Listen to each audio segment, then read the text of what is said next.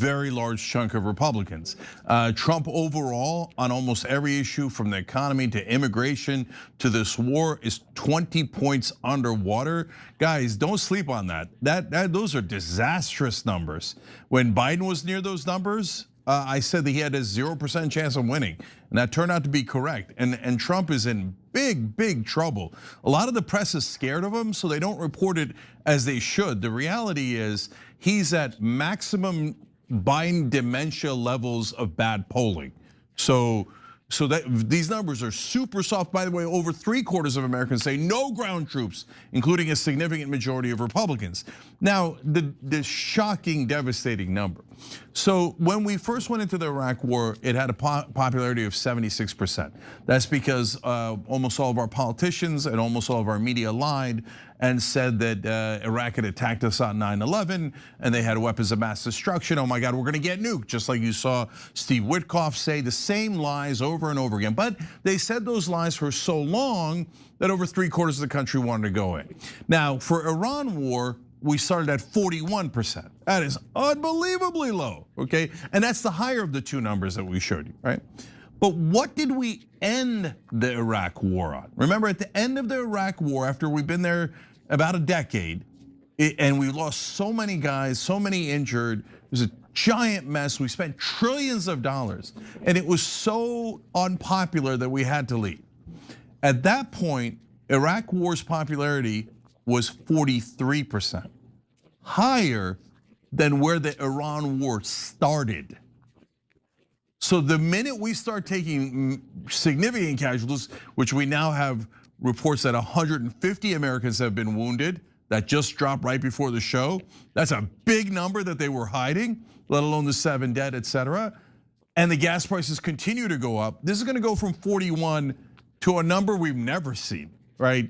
So this is a disaster in the making. Now, one of the reasons that of course we're pushed into this war, not one of the, oh, by the way, I should also note, and I mentioned all the flip-flopping of Donald Trump. Senator Blumenthal came out of a top intelligence briefing and said, it looks like we're getting ground troops ready. So there's a lot of yip yap and talking. But the bottom line is, what's the war planning? And Senator Blumenthal is saying they're planning on ground troops. So that's the important part. Now, all of this, of course, is for Israel. And so we have no interest in Iran at all. And if we did, we don't anymore. We wiped out everything they had related to nukes, their regime, their ballistic missiles, their navy, etc. The only people left dissatisfied are the Israelis, who say keep pushing and spend all your money for us, as Anna pointed out, 1 to 2 billion a day for this war alone. All right, so we asked, I asked this question when I was on Tucker Carlson's show. And then I asked if mainstream media will ask it, and they're like, no, you cannot ask the Americans if they support Israel. It's an outrageous thing to do in terms of financially, because that's the only thing that matters. Are we gonna keep sending them money? Or we're gonna keep using our money to back them up militarily, right? So of course, none of them did that poll as we suspect. So I asked you guys to finance it, and you did. You're amazing. So we did a real poll with YouGov. Over 1,000 people answered it, about the same number of Republicans and Democrats. In fact, they leaned a little bit more Republican in this poll. And we asked a simple question: should the US continue to provide financial support for Israel? That is a position that has been very popular for as long as I've been alive. Or the US doesn't owe Israel any more money, or not sure. 21%, as you're seeing on the screen there, say not sure. That's a big number, that's not sure. 49% say no, we do not owe Israel any more money. And only 30% say we should continue to financially support Israel. Can I ask you something, Jake? Yeah. Hold on. Why do you use that wording? Because I need to understand if this is actually a thing. Why the hell would we ever owe any foreign country any money unless we did damage to their country and promised to repair things? Like, why would we owe Israel money? Well, that's what all of mainstream media and all the politicians tell us, that we owe them. When we say, hey, why do we owe them? They go, special ally. Anything. No, we don't owe them anything. Like, that wording is so triggering to me. We don't owe them jack, okay? Like that framing is wrong. I haven't heard that framing on mainstream media, by the way. I don't know where you've heard it. No, Anna, it is implicit in every single thing they say. When you question, why do we have to give Israel all this money? They call you an anti-Semite and say, you owe us, how dare you question it? How dare you? Like if we asked why do we owe money to Bulgaria or Thailand, literally no one would question that. That would be a very normal debate, discussion, etc. When you ask it about Israel, they're like, how dare you, right? Well, what does it mean, how dare I? So yeah, let me ask Americans, do we owe these guys? And why on God's green earth would we owe them, right? I'm actually, look, this is a real poll. We did it with YouGov. And I told you before we did it, we don't know what the results are gonna be. I'm actually surprised that it was only 49%. But that goes to the poll that we covered earlier in this segment, Anna, which is that support for Israel was so incredibly high because literally no one had ever heard a single critical thing about Israel for about 40 years straight in this country. Mainstream media lied to them en masse about how they were angelic victims as they continued to take more and more land. And mainstream media implied, you owe them, you owe them, you owe them. How dare you question whether you owe them, right? And now there's only 30% left saying, no, why, no. 30% say yes, we should financially support Israel. They're our beloved allies. That's a number, it's a pretty low number, right? And 49, basically half the country going, we don't owe them a single cent. And 21% saying, I don't know, maybe we owe them. So that's the current state of affairs. If you'd done that poll a couple of years ago, you would have had financially support Israel at 70, 80%. I've never seen numbers deteriorate this quickly. Yeah, it turns out people don't enjoy watching a genocide live stream for 2.5 years. But anyway. Every time you ring the bell below, an angel gets his wings. Totally not true, but it does keep you updated on our live shows.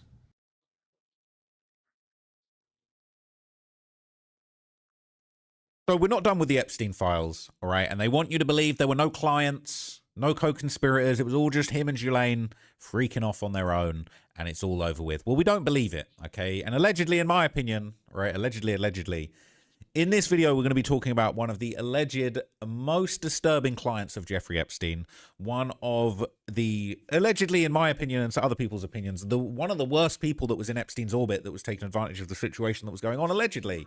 Okay, and this person is Leon Black. So we're going to be talking about him, all right? We're going to be talking about what his involvement is in the Epstein files, how he's been described. Even Epstein's own accountant recently labeled him as an alleged co-conspirator, in his opinion, allegedly. So basically, there's been a lot of talk about Leon Black and the horrible things that he's done. And I think the first place to start would be basically on the Her Take podcast, all right? They were talking about how just depraved and abusive this person was in an early allegation from one of the victims. So I'll tell you this, I'll let this clip play, and then we're going to go through some of the backstory as to how Leon Black actually got plugged in with Epstein and what allegedly was going on behind the scenes. 2023, Newsweek had published an article about one of Epstein's survivors making allegations against Leon Black. And when she finally came out with the allegations, she claimed that he had bit her in her private area to the point where she was bleeding. And her diary entry does detail that and details how he got blood all over Epstein's carpet and how worried she was about that. I mean, it was, and by the way, really important to note that this 16-year-old girl has autism and Down syndrome and kept saying over and over again throughout her diary entries, like, why won't anyone find me? Someone save me from this torture.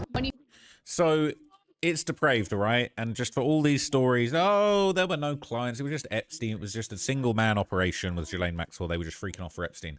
That's what they want you to believe, okay? And it's far-fetched. So this same alleged victim was actually connected to that disturbing journal that was released within the Epstein files. And the channel JD Milo actually covered this journal, this haunted, dark journal of one of the victims that had a whole lot of information. For those of you who have been with me for a minute, you know I've covered some dark, heavy, triggering shit. When I say that I'm giving you the biggest trigger warning ever, please believe me with this one. What I'm going to be sharing with you today has shook me to my core. It hasn't left my brain. I've lost sleep over it. I've cried more times than I can count, and I'm not a crier. I'm gonna be sharing a few journal entries from a 15-year-old victim of Jeffrey Epstein and his disgusting ring of pedophiles. Now, this young girl wrote in code, but we have it decoded for us. So on the left side of the screen, you're gonna see her journal entry, and on the right side is the decoded. The words go down and then up. So if you look at the top, if you start with the T and then you go down to the H, and then back up to the E, and then down with the Y, that's they. So down, up, down, up. And this young girl named names too, which I will be naming as well. There are always flights of horror, whether it's with Jeffrey, Mr. Leonz's, Mr. Case, Mr. Snyder, the Gregories, Mr. Colgan, or one being borrowed by a seemingly good federal worker and even rented. It's all horror, and nothing as it seems. I'm so confused by everything, and people you expect to be good, like even old senators, like George Mitchell, who you think will be like a grandpa, are bad. Mr. Kimsey is deranged. The answer is crazy. It all is. The next one are two photos that are redacted, some cutouts, and then her words on the top right. I heard the heartbeat, even when she put her hands over my ears. Aren't pictures enough for them? Torture. This young girl is clearly talking about being pregnant by one of her. Some of the other words on the page: best medicine, should I deeply miss them, tears of rage. Have all these been murders? Heart-wrenching. Does this make me a killer? This 15-year-old girl is blaming herself. This is a child. This is another very disturbing one. There's a picture of baby's feet on the top left. To the left of that are the words, I am so very sorry, little one. There's clip out words on the top, and I'm gonna read the bottom. What are these bets? And why do I have to take photos? I am so lost. Mr. Modi, Mr. Robert, Mr. Sant, Mr. Ludwig, Mr. Sechi, Mr. Mora, Mr. Goodlatte, Mr. Atkins are not who they say. Run, run, run. I'm gonna read one last one. On the top, it says travel to another state, and then it says New York. Walk down Madison Avenue to 71st. My mother has lost her fucking mind. Even though Ghislaine said it was best to take me home because Mr. Black is so important for some reason over my health, there's gonna be hell to pay. I ruined their trip, and I am dramatic when that fat fuck bit me. He threw me on the floor and got blood all over Jeffrey's carpet, and I am the issue? Who the fuck bites someone? Sick. No one is that important, and Leon could go fuck himself. I hate New York. She's referring to Leon Black. On the bottom are these clipped out words. I was crying out for help, evil and pain, hate. Really sick, you should call 911, helpless, raging. This is 3 of many, many more. And this is one girl. There are tons more journals from different victims, even more graphic things if you can imagine. But we should just do what he says, right? Just move on. I think it's really time for the country to get onto something else. For those of Yeah, I don't think we're going to move on anytime soon. So obviously a lot of names are brought up there, but one of the most prominent ones and the one with that biting story was Leon Black. Now, during his time allegedly interacting with Epstein, Leon Black was serving as the CEO of Apollo Management. He's a billionaire, currently worth $12 billion, all right? 239th in the rankings of the richest people in the world, okay? He's the co-founder of private equity behemoth Apollo Global Management, managing $785 billion in assets. He stepped down as Apollo's CEO and chairman in 2021 after a board investigation found out he paid $158 million in fees to Jeffrey Epstein. What were these fees? A further investigation upped the sum to $170 million, spending quite a lot of money with Jeffrey Epstein. Black spent much of his early career at investment bank Drexel Burnham Lambert, where he eventually headed the mergers and acquisitions group. After Drexel filed for bankruptcy in 1990, Black founded Apollo with colleagues Joshua Harris and Mark Rowan, both of whom are billionaires. And Apollo went public in 2011. Black still owns roughly 7% of the company's shares. I'm actually curious enough to know, how is this guy in the top 300 richest people in the entire world? Okay, how did he actually do this? What did he do that was so good? Okay, he had an AB in philosophy and history. Okay, MBA from Harvard Business School back in 1975. He's okay. I mean, it's just, I just wonder this, how the fuck did you make all this money? This is never very well explained. He was an accountant at the company that later became KPMG. He had an interview at Lehman Brothers Bank, which they were told he didn't have the brains or the personality to succeed on Wall Street. He then joined Drexel Burnham Lambert, where he rose to be managing director and the head of the mergers and acquisitions group, co-head of the corporate finance department. He was regarded as the junk bond king and Michael Milken's right-hand man. So he's milking himself silly with Michael Milken, apparently. That's it. Very, very little on his career. Similar to Epstein in the sense it's just like, we're not really seeing how you became so wealthy. It's not really obvious. You know, he bought one of 4 versions of The Scream. He paid $120 million for the pastel, the highest price ever paid for a work of art. But how's he making his money? There's more on here about his relationship with Jeffrey Epstein than the genius moves that he's made in making billions of dollars. How? Someone explain to me how. It's just like, this just cannot be that simple. Somebody that's so important, worth billions of dollars, and there's no information on what he was doing from 1990. That's it. Doesn't even talk about him starting his own firm, Apollo. This is a Wikipedia page that's been manicured, I think. It is ridiculous. It's ridiculous. No information. Is there not anything about him starting his company and being successful? No. Straight to philanthropy. This is crazy. And he's got sexual misconduct allegations. A Russian model claims she was harassed and abused by him for years, forced to sign a non-disclosure agreement under duress. He denied the allegations. He said it was a years-long consensual affair. He accused her of extortion after paying millions of dollars through an NDA to keep her quiet about the affair.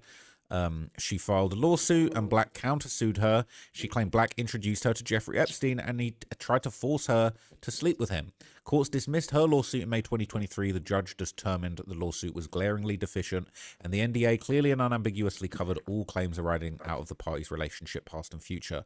Black described the lawsuit as exceptionally painful, but then in 2026, unsealed emails showed that in earlier in 2015, she had demanded $100 million from him. Epstein assisted Black in strategizing how to handle the conflict, arranging meetings between them, and the woman agreed to the non-disclosure agreement, which Black would pay her $100 grand a month for many years. That is a hell of a come up, I've got to say. The law firm that represented her also represented another accuser who accused Black of the R word in 2002 at Jeffrey Epstein's New York City mansion.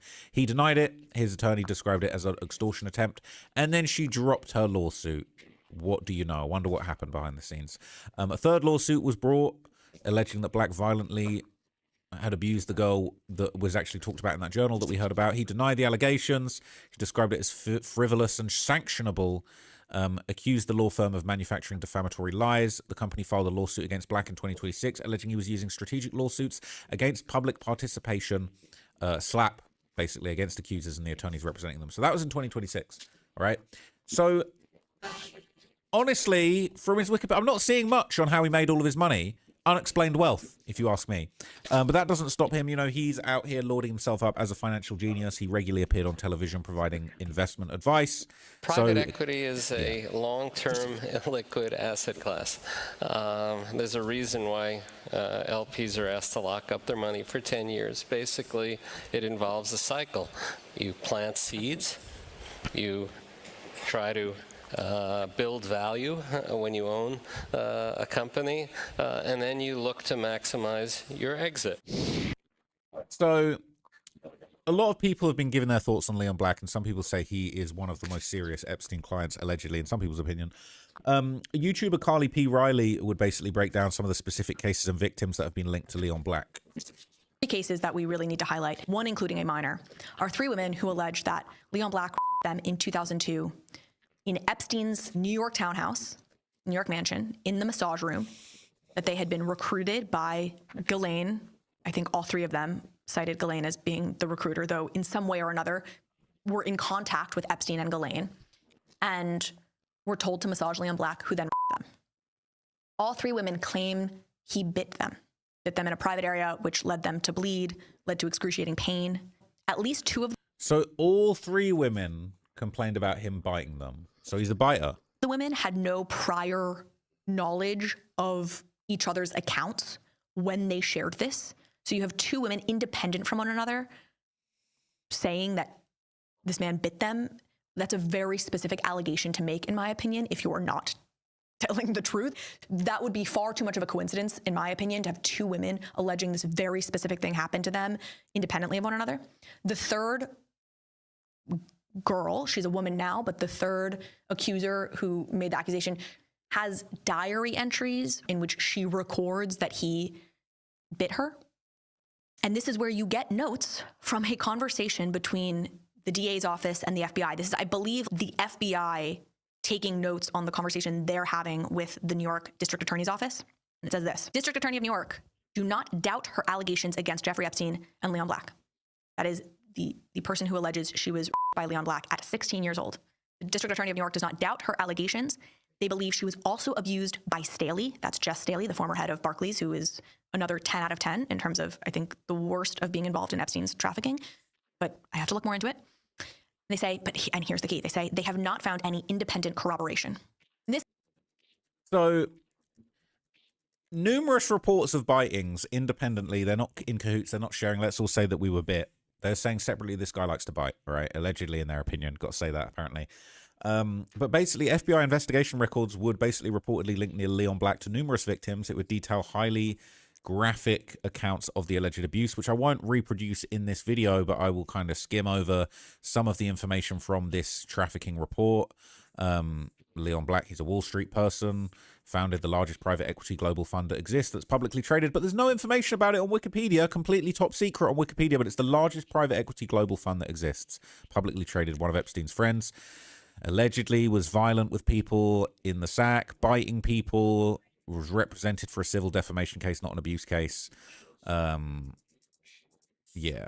R word was taking place in Epstein's townhouse, thought something had hurt her.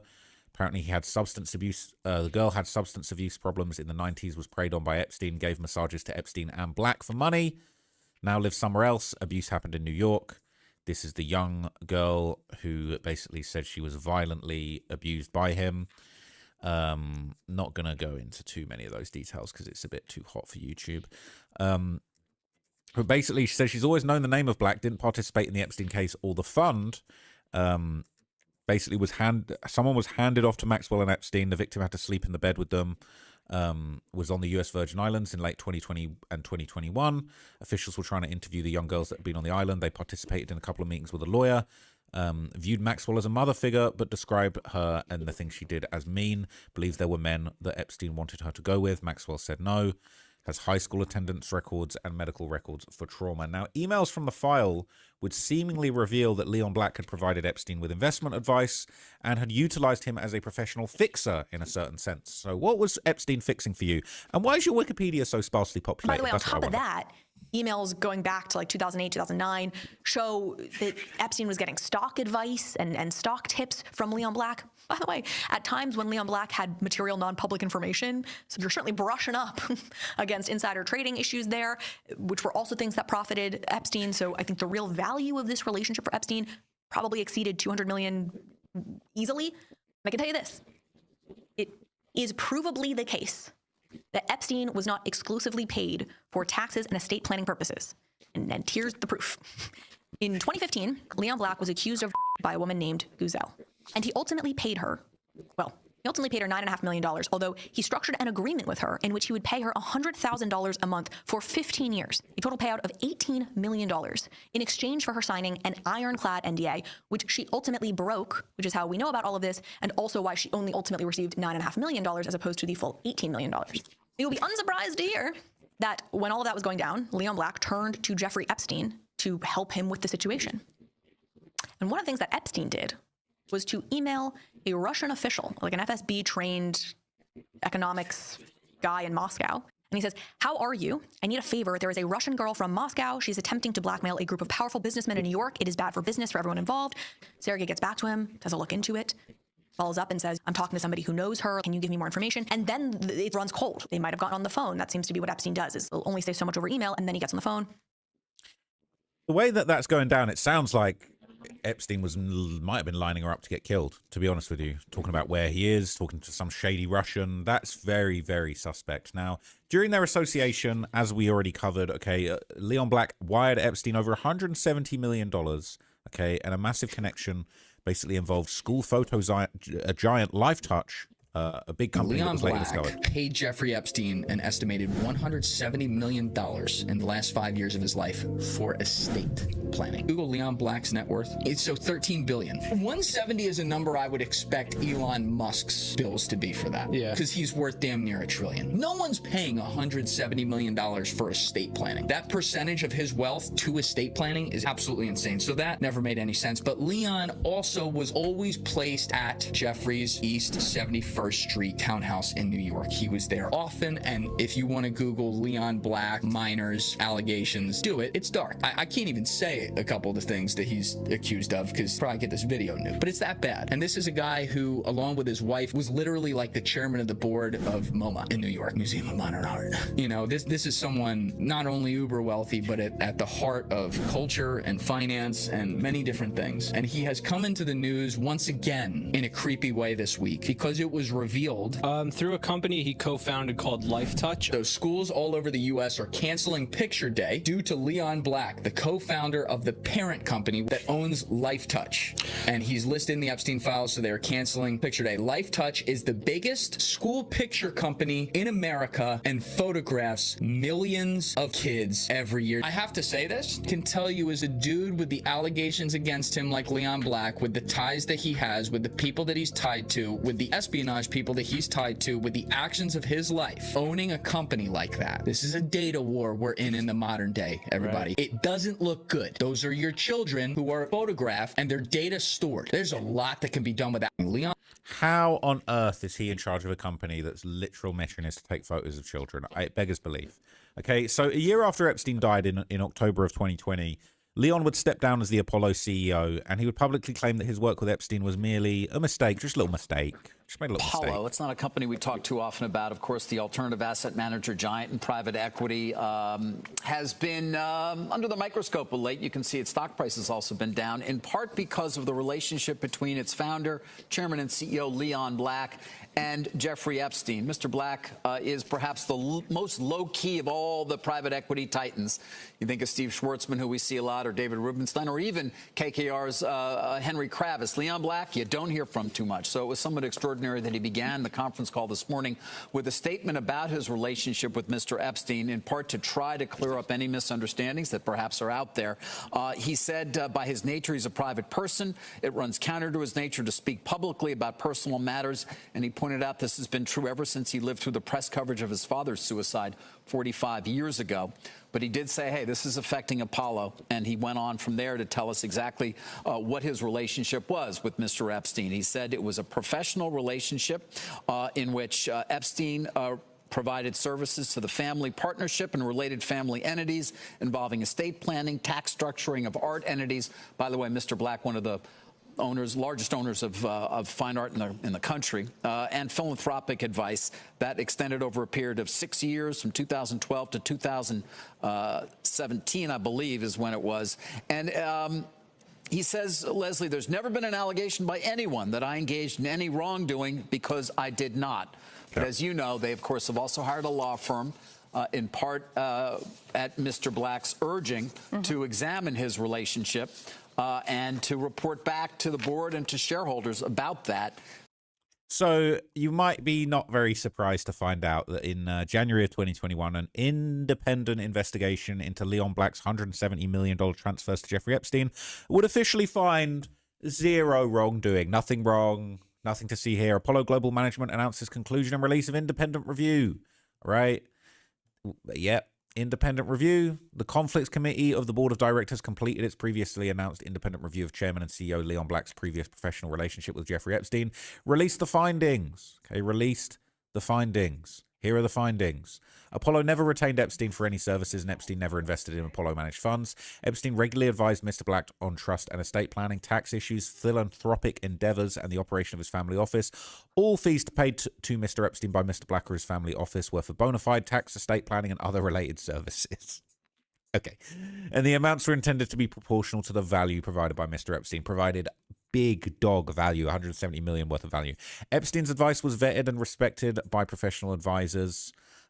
Dusher found no evidence Mr. Black was involved in any way of Mr. Epstein's criminal activities at any time. All right, the findings of the report are consistent with statements made by Mr. Black and Apollo regarding their prior relationship. Okay, they looked at 60,000 communications, emails, text messages, documents, and conducted interviews with 20 relevant individuals. It's all fine. It's all fine. Okay, didn't do anything wrong.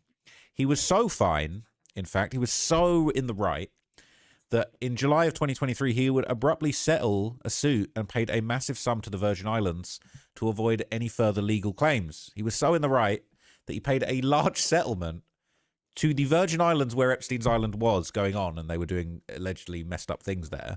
Okay? He was so in the right that he paid a settlement to avoid Epstein legal claims.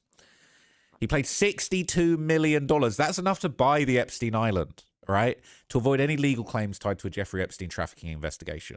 You can just pay the fine. I didn't know you could just pay the fine to avoid trafficking investigations. That's pretty sweet. That's pretty sweet. Mr. Black had settled with the Virgin Islands, noting there was no suggestion in the settlement that Mr. Black was aware or participated in any misconduct. Not aware and didn't participate. And I'm going to give you $60 million just because. Spokesman went on to say, as previously known, Black paid Epstein for legitimate financial advisory services and that Black had resolved the Virgin Islands' potential claims arising out of the unintended consequences of those payments. Word of Black's settlement follows a demand earlier this month from the Virgin Islands that JP Morgan Chase pay $190 million and possibly more to resolve its lawsuit accusing the largest US bank of ignoring the disgraced late financier's Epstein's sex trafficking. The bank denied it knew about abuses by Epstein, who was a client from 1998 to 2013. What are we talking about? Okay. So a New York judge dismissed a lawsuit accusing Black at 71 of defaming a woman by falsely claiming that she tried to extort him after accusing him of the R word. He still faces a lawsuit from another woman, Sherry Pearson, who accused him of R wording her 2 decades ago in Epstein's mansion. He's denied any wrongdoing and he's worth $10 billion. Okay. So that same month, the victim that actually was the person that allegedly, well, they had autism and Down syndrome, she would officially file her lawsuit against Black in 2023. Okay, pretty damning stuff. She was apparently Jeffrey Epstein's special girl. These guys are twisted, okay? He was accused of the R word of the girl. Apparently had asked what had made her Jeffrey Epstein's special girl. He retired from his firm. The woman's come forward with historic allegations that he was violent with her, leaving a mark on her physically and psychologically.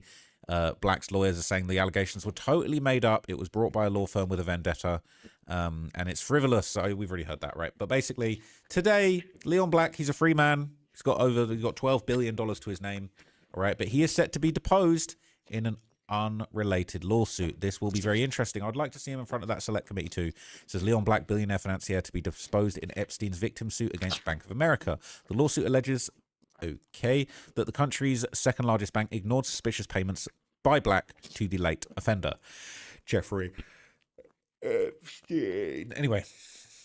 So he will be ordered to be deposed in a lawsuit brought by these women. The judge ruled that he will have to give sworn testimony later this month. The deposition expected to last 8 hours, with 5 allocated for the victim's legal team and 3 hours for the Bank of America's lawyers. He's denied wrongdoing or any knowledge of Epstein's criminal conduct. It hadn't been known that Black would be deposed until Rakoff scheduled a conference call on the matter. Black is a critical witness in this case. This page sucks. An attorney for the victim said on the call. They're saying Bank of America turned a blind eye to the suspicious transfers that he made to Epstein from his Bank of America account. $170 million for tax and estate planning advice. That is quite a lot for advice. And this is how Epstein... This is the thing.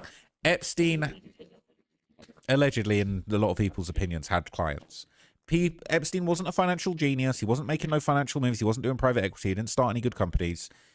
He's getting $170 million from tax advice from this guy. He's a billionaire. He would have better people advising him than Epstein. Epstein doesn't have experience giving tax advice to any high level. It's nonsense, all right? The money, the plaintiffs allege, was used to fund Epstein's trafficking enterprise. They're saying that Epstein used the money that Black paid them to partially fund his operations in the Virgin Islands. And that's why he's paying a bunch of money to the Virgin Islands, okay? He's got a deposition that's coming up. Okay, they're saying the parties are very close to resolving this dispute. The victim's legal team and Bank of America's lawyers didn't disclose any details about a possible settlement. Attorneys for the victims didn't immediately respond to a request for comment. B of A declined to comment.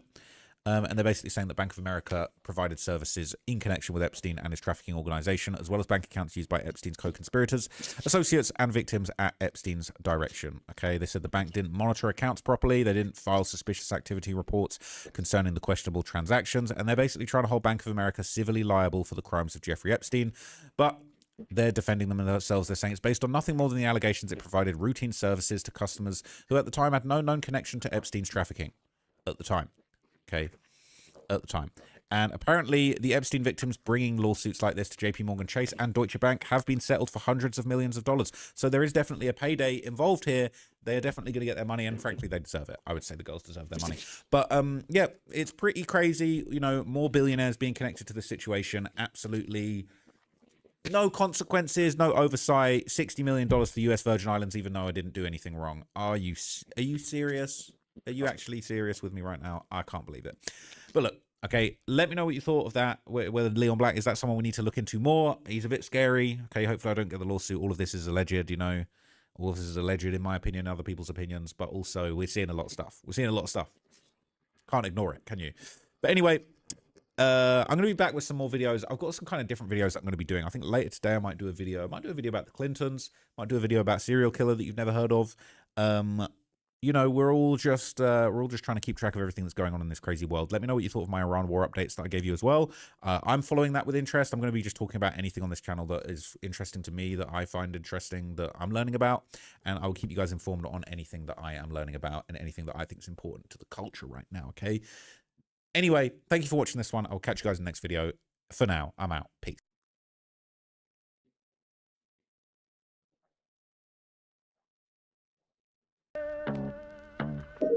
Hey guys, welcome back. Please leave a like so this video is recommended to others, and hit that subscribe button so you can keep seeing videos just like this. Not gonna lie, this dangerous.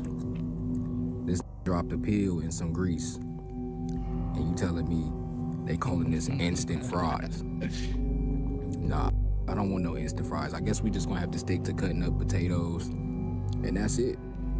Because ain't no way you dropping melatonin pills in grease and it's creating fries now. That's not what we about to have ever. I advise you stay out these fast food places because this is getting dangerous. It was already dangerous, but now it's getting even more dangerous. Like, come on, bro. I'm gonna go ahead and say this is AI, because there ain't no way. I'm not saying the FDA wouldn't approve this, because you know they would, but I find that to be factually impossible. So yeah, that's gotta be AI. A principal and his graduating class of what I'm assuming is a small Christian school is rehearsing graduation. Now they're taping the rehearsal when something really strange happens. Just watch. Broken ankles the night before graduation. So then we're going to talk about individual accomplishments a little bit, and we'll move you off to the side before other stuff starts. But that's just a change in air pressure, or was that a friendly ghost, Mr. Baker? Thank you, sir. The principal even jokingly said, was that air pressure or was that a little friendly ghost? But the auditorium doors swing open and then the light starts flickering on and off outside. Now all in all, they ignore this, continue their rehearsal, but this happens not once, but twice. Watch. So you guys can take the leadership. Everybody, if you give us their I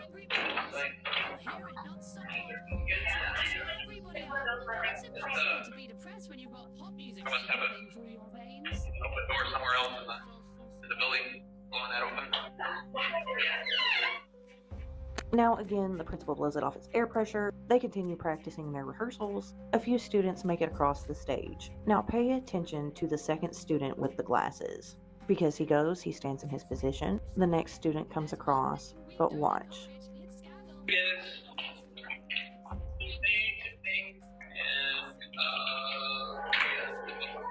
What?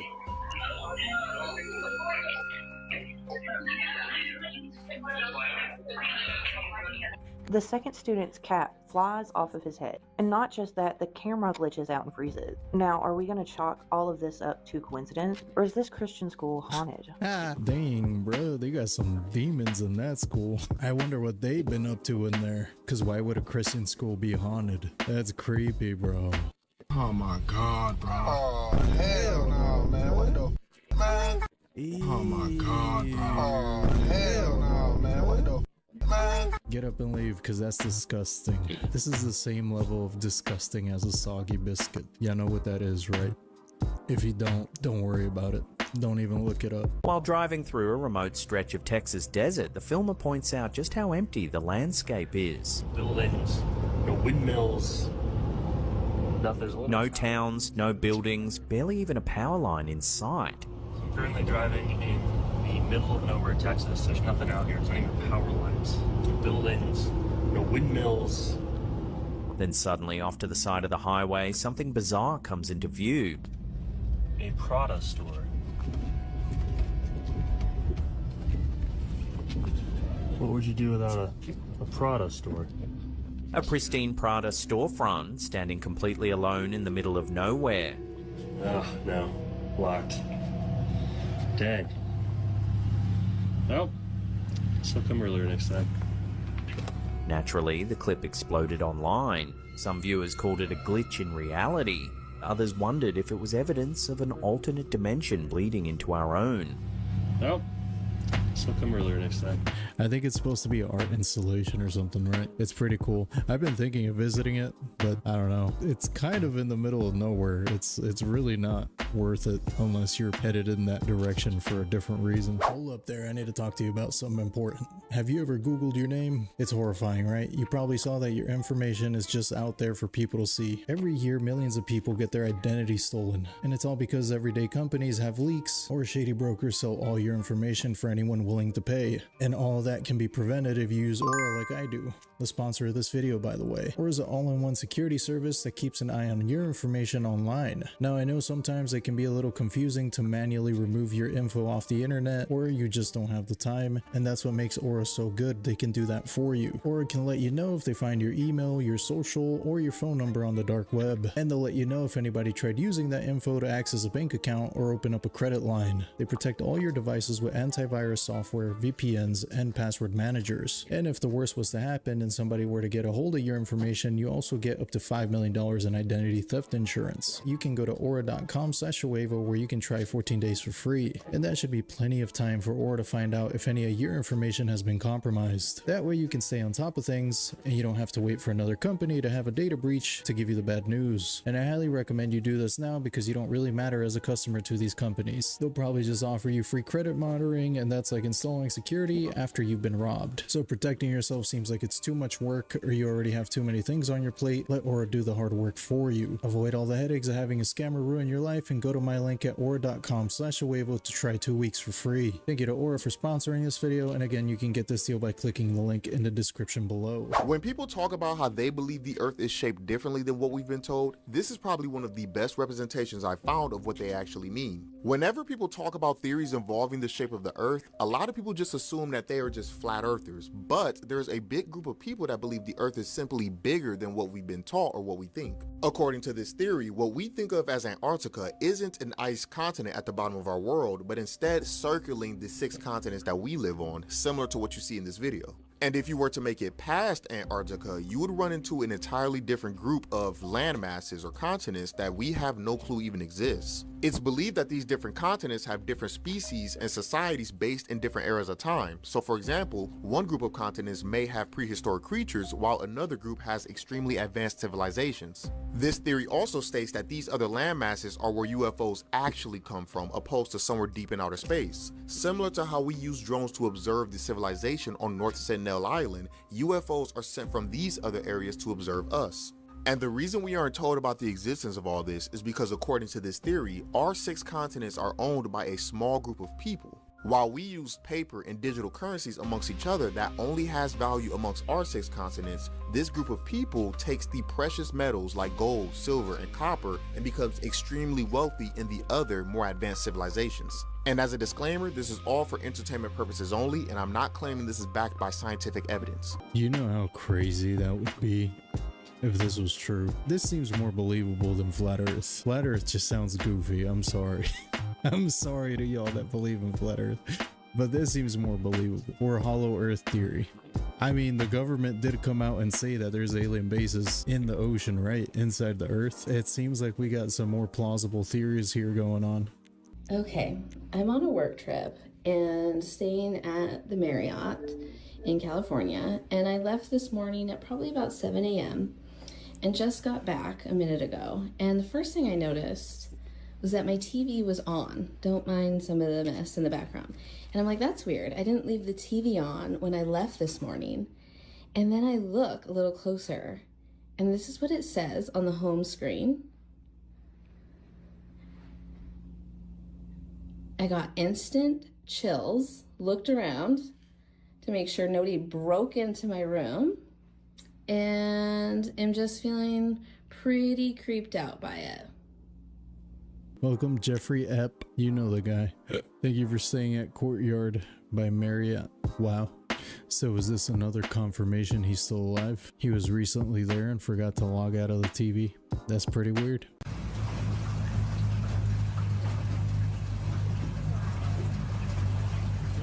Oh, he looked mad.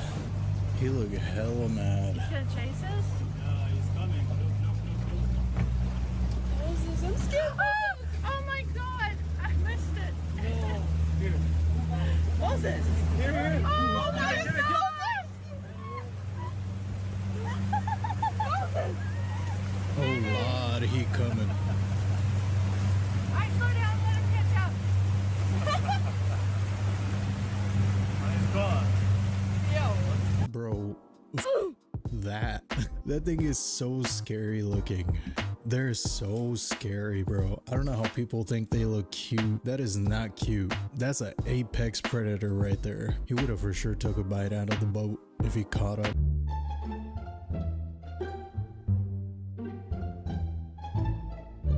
Oh. Oh, what are you gonna do, bro? Oh my god. Oh. I got a feeling the doctor's just gonna be like, we gotta put him down, man. There's nothing we can do. Yeah, good luck with that, I guess.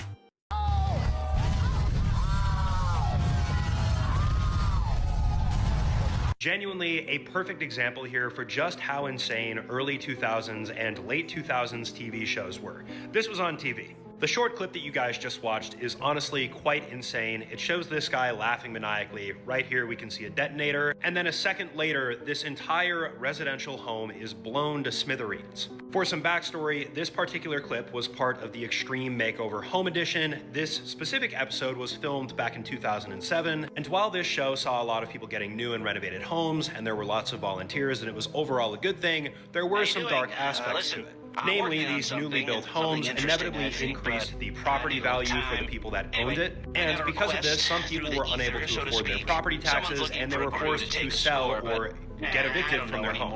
In total, 200 people were on the show, 9 people lost or left their homes, meaning you had a 5% chance to lose it if you were on the show. Again, I think the positives here outweighed the negatives, but still, there is that dark side to this that a lot of people just quite frankly don't talk about. I think that after some of the renovations, some of those people even said they could no longer afford their electric bill. Like, imagine you have like a 2, maybe 3 bedroom house and your electricity bill's probably like, I don't know, what was like an electric bill back in the early 2000s, like $100 a month. I had seen that some of those people said that their electric jumped to like almost $1,000 a month, which is freaking insane, bro. $1,000? That's disgusting. Oh my god. Oh, another hippo video. Ooh. Yo, that is freaking terrifying.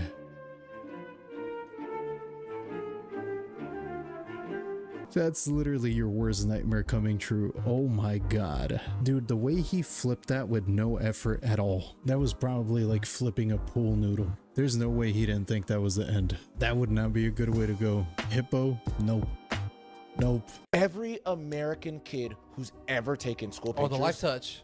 We're all in the files. Yeah. Is that not crazy? That's insane. Because yeah, the company Life Touch is connected to the guy, I guess, who runs the company or who founded the company, is a part of the files, and he's been there so many times. They mentioned bro's name so many times, and it's connected to him. So then it makes you think, what about all the kids who didn't buy their pictures? Yeah. Where did the pictures go? Think about it. How many times did you take school pictures and you didn't buy them? Yeah, exactly. Did you get them? Did they go to your house? Yeah. They didn't go to my house. I So never where do they bought 'em. go? Where do Or even if where you do do all buy the- them, even it's if you like- buy them, they make a copy. Yeah, there's So- a file on a computer somewhere. So where did the with other your ones picture go? on it. Yeah. We never questioned it. Our parents never questioned it. So now it's just a bunch of pictures of kids From literally kindergarten all the way to your senior high year. school. So wait, let's even go a step further. Where does that kid live? Yep. And I'm pretty sure they have access to all that. They know that I go Yeah. to this school. So now they already narrowed it down to he lives in California. Oh, and then it's that school. There's only one of those schools in that district. Mm-hmm. That's what I mean, bro. It's such a crazy thing of you have a never-ending cycle of pictures. Yeah. That these creepy niggas can probably Forever. use for whatever the hell they want. So it's Crazy wild that as hell. they're over here wondering why we all care about the files. Nigga, because we're a part of it. Yeah. What All the of hell? us. Anyone who's had their school picture Yeah. taken is a part of that. So then it goes into this thing of like, are we all just gonna keep just sitting here being like,